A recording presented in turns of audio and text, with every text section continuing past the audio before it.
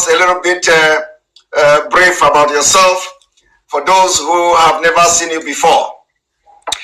Okay, thank you very much. You know, I'm a partner of the BW Global Group based in Washington, D.C., and we specialize in human rights issues, crimes against humanity, some government relations, and anti-corruption work worldwide.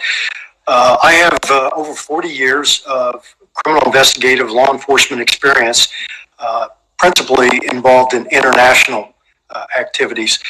My last assignment before I retired from the U.S. government, I was on loan to the United Nations-backed Special Court for Sierra Leone, where I was the chief of investigations, where I lived and worked in Freetown, West Africa, where I was responsible for directing all the criminal investigations, war crimes investigations of those people that bear the greatest responsibility for the civil war in Sierra Leone. Interestingly enough, it took us directly to the former president of Liberia, who created the Revolutionary United Front, who was subsequently indicted and convicted for war crimes. At the time, he was the first sitting head of state ever indicted for war crimes. And again, he was subsequently convicted, sentenced to 50 years, and his son was also arrested and convicted for torture related to one of our witnesses and witnesses of the Special Court for Sierra Leone, not directly but indirectly related, and he received a 97-year sentence in the United States. So I have vast experience in seeking justice and accountability in the international rule of law arena. So that's the experience I bring to the particular project that we have, that we're honored to work on behalf of the IPOB, and that was to seek justice and accountability and also engage in a human rights campaign, not only in Washington, D.C., but globally. So that's what we're actively involved in and have been doing since March of this year, when the leader reached out to us and signed an agreement with us, and we've been engaged ever since. Thank you very much for that in-depth brief. I wouldn't want to go into the Liberia thing and all that, because a lot of people already have heard about how you handled it, and history is about to repeat itself. Now, we have been seeing recently, news on different platforms about your organization filing some kind of document to the ICC, International Criminal Court. So could you tell us, what is going on? Is there an update from the September filing? Absolutely. We've, as you know, there's a lot of things that we're doing that are confidential. But what I can share with you was that we have collected evidence and information where we prepared our very first criminal referral to the Office of the Prosecutor at the International Criminal Court on 15 September of this year. And that was a confidential but a very comprehensive compilation of evidence we submitted to them that they received, acknowledged receipt, and are actively examining that information. And we'd also requested that if they had not opened up an investigation yet, to add this to the preliminary examination. However, we are actively seeking that they seek approval from the pretrial chamber to open an investigation specifically into the wide-scale and systematic killing of the civilian population, and most notably targeting the indigenous people of Biafra. Now, since that time frame, we have collected additional evidence, and we submitted a second referral containing criminal information and evidence to substantiate further ongoing and wide-scale systematic killing of the civilian population, and again, specifically targeting the IPOB. That was also acknowledged. It's being examined. And again, we are requesting that they formally open an investigation and look into what we are identifying as a genocide that's being committed by the Nigerian government and extremist Fulanis against the indigenous people of Biafra. Thank you very much. You said it has been acknowledged, and you are waiting for the ICC to open investigation. So I just want to for just for just a clarification. Is it that when the application is filed, they have to be after the acknowledgement, they have to now open the investigation for that particular case?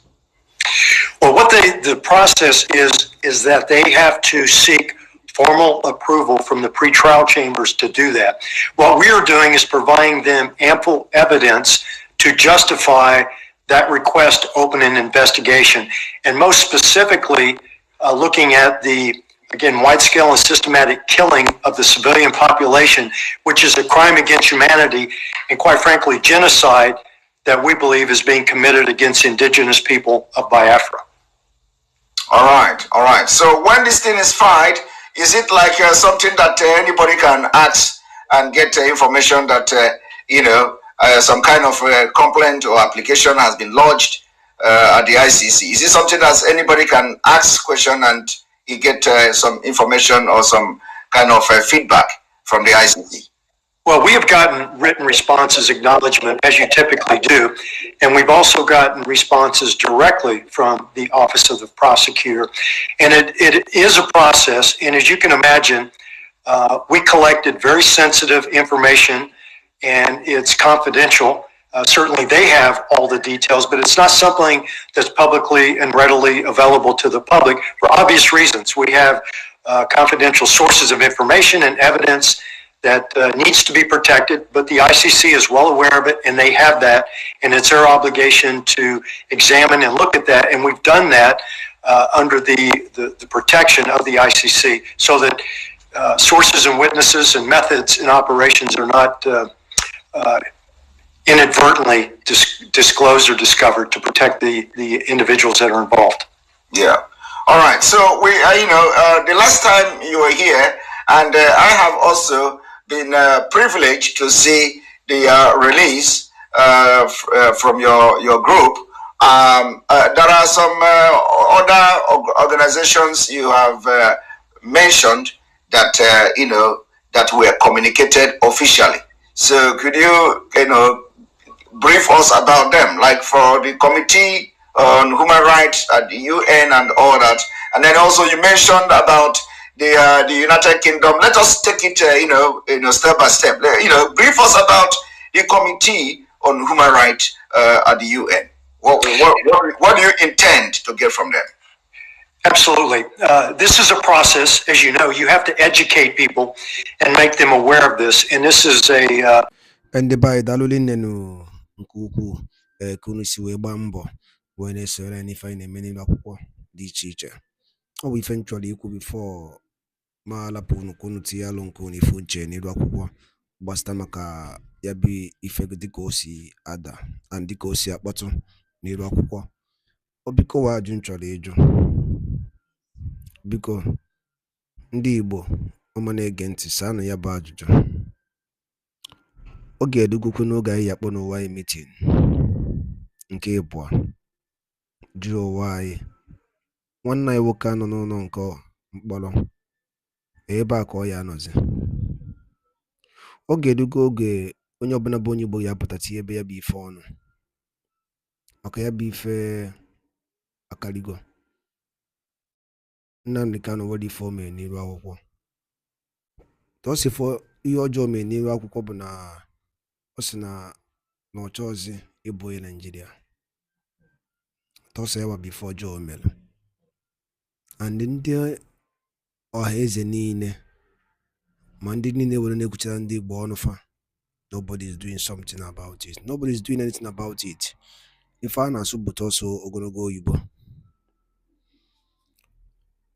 Maazị Nnamdi Kanu bụ the leader of indigenous people of Biafra IPOB. Si na mmegide na-emegide ụmụnne ya dịrọzi ya alụ mma. Si ya Biafra ka ọ na. Okay, to tell you that what that thing Maazị Nnamdi Kanu na-ekwu n'eziokwu. Since Maazị Nnamdi Kanu check the system of Nigeria till now, The system na-ebezi akwa. Everything is collapsing. Always able to fall na hota. The more you hold him, the more the economy destroyed. He said these things. Obuli fomu na iputa inekubo kama keje yondi fulani na major on the fulani. Chefo no ha buzo we major ndi Igbo. Oweli ndi Igbo mele ndi fulani. There's nothing an Igbo man. What if Igbo man mele fulani?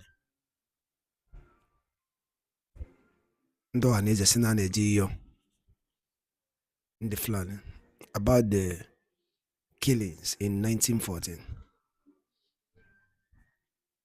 Na jubikon. Oweli ndi Igbo mele fulani ndi fulani. First from the jail, we conquer, see how sunny in a way bata. Ka conquer kuola nibo. Oh, for nye potalo. Pumazi nandi kansu nanka mame. Nande kefa adelo. Achobia. Kebuo. Onye Igbo wale wani ale. Yabi febo. Obuli yenjima kia webia. Ima obuli nego num. Ni faine kudila kuwa. Mazina ni kanu stand with justice, equity, and fairness. Owende mebeli wije obola ojo na ajia. Sunday boho akwejidele alapia. Akwa the same thing mazina ni kanu nazo kwa nazo. Ndi Igbo bono wunu meeting jo na ojo. Oguna kwa ham nono. Dalu di nekus neserai. Obuna nka bombosi izgi na bia nilo akwo. Esere na morning tea na Eastern News 24. Kabaro ki subscribe and turn on your notification. Kela pimisi ene for update. Dika yana drop ya nilo akwo. Ogenine. Dalu nu umunnem. Oguna ko ham nono. All right, wonderful people. Welcome back to this wonderful channel where we'll bring you back-to-back update and information as to the hot. In case you have not joined our social media handle, what are you waiting for? Kindly go ahead and subscribe, like, comment, share, and also remember to on your notification button so that whenever our news drops, you go be the first. We'll collect information dropping on my table right now.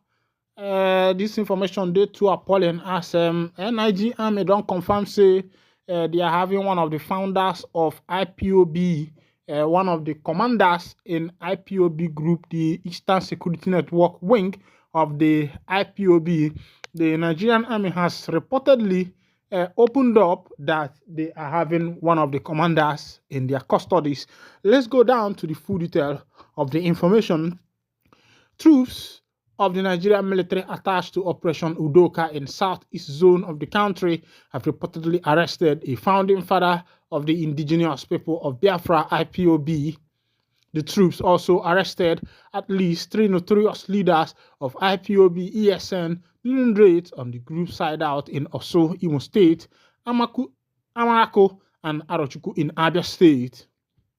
Edward Baba, the director of Defense Media Operation, who disclosed these at Defense Headquarters Abuja on Thursday, stated that the troops also neutralized 24 terrorists and arrested 12 violent extremists. Uba, a major general, revealed that the soldiers rescued one kidnapped hostage, adding that arrested suspects have been handed over to the appropriate authorities for necessary actions to be taken. He explained that the raids were carried out in furtherance of the fight to rid the nation of insecurity and take out commanders and leaders of gangs as well as their foot soldiers. Troops at Forward Operation Base also conducted a sting operation that culminated in the arrest of an IPOB leader. The arrested leader, identified as Pius Igu, is a founding father in the ESN group in Osu general area of Imo State. Similarly, troops at FOB Amarako conducted a raid that resulted in the arrest of another IPOB leader and commander identified as Emmanuel Onwogo. He was arrested in Mbano local government area of Abia State. Related troops and security forces in a combined sting operation arrested a notorious cult leader named Ifeanyi Rock. He was arrested with them of his combatants in Arochukwu in Abia State, he disclosed. The senior military officer noted that the adversaries engaged the troops in a gun duel during a raid, but they were finally overpowered and suppressed with superior fighting equipment. He added, troops of Operation Udoka neutralized 24 men, arrested 12 violent extremists, and rescued one kidnapped hostage.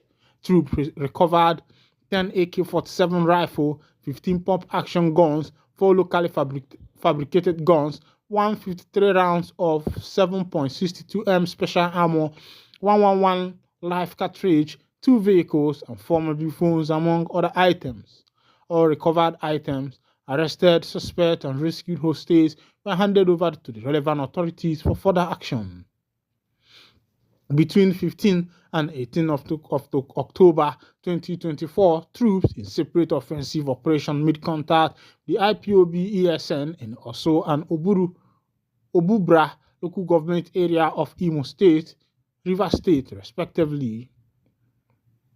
Troops also made contact with IPOB ESN in Arochukwu local government of Abia State. Following the firefight, troops neutralized 24 men and rescued one kidnapped hostage. All right, wonderful people, welcome back. This is how it is happening right now in the land of the indigenous people of Biafra. Of course, the report you just had now is coming from the Nigerian military, who are giving reports on how they have been able to neutralize a lot of members of the IPOB and the Eastern Security Network. And if you can see what is actually happening, the NIG army are always giving information on their own part on how victorious they have been, and on the part of the Biafra army, Biafra Liberation Soldiers, they are also giving information on their own part of victory. Of course, you know that this is what is all about. As they be, there has been a major chaos breakout as police, civil defense officers clash.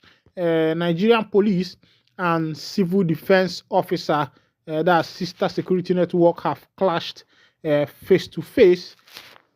And I'm wondering, why should there be a clash between the Nigerian police and the civil defense? Of course, both of them are doing the same work. Their utmost interest is to protect the lives of the citizens, but as it may be, it looks as if something ego and other things is taking over the activities of their operation. Let's go down to the full detail of the information.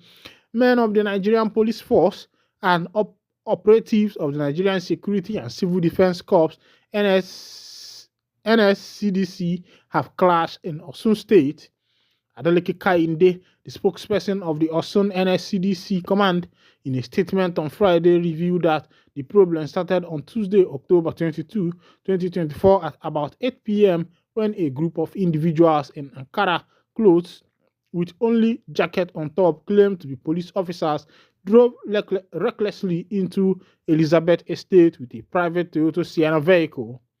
She added that they entered the estate, which is secured by the personnel of the NSCDC Osun State Command, to purportedly arrest a suspect. The statement reads, "A disturbing incident of barbaric police brutality occurred on Tuesday, October 22, 2024, around 8 p.m. at Elizabeth Estate in Osogbo, Osun State, when a group of individuals claiming to be police officers in Ankara, clothed with only jackets on top, drove recklessly into the estate with a private Sienna vehicle, entered the estate, which is secured by the personnel of Nigerian Security and Civil Defense Corps, Osun State Command, to purportedly arrest a suspect. The personnel of the NCDC on duty as trained officers requested for means of identification, which the individuals who claim to be police failed to provide. Instead, they resorted to intimidation. After their failure to identify themselves, they left the premises of the estate. The situation escalated the following day, Wednesday, October 23, 2024, when a group of police numbering about 20 drove into the estate and descended on one NSCD personnel, physically assaulting him and inflicting grievous bodily harm on him. The video of the incident is attached to the statement.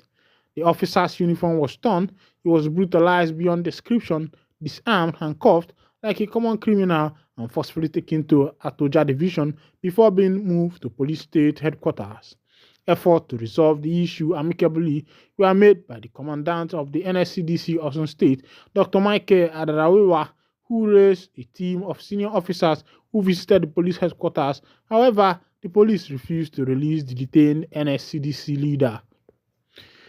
Well, I don't see as it happen for the Obodo, the country where we find ourselves. Nobody loves nobody. For the Nigerian police to be descending on the member of the sister security, Nigeria Civil Defense Corps, because he requested for a means of identification from police personnel who invaded a state where he is the man in charge, was brutalized the next day.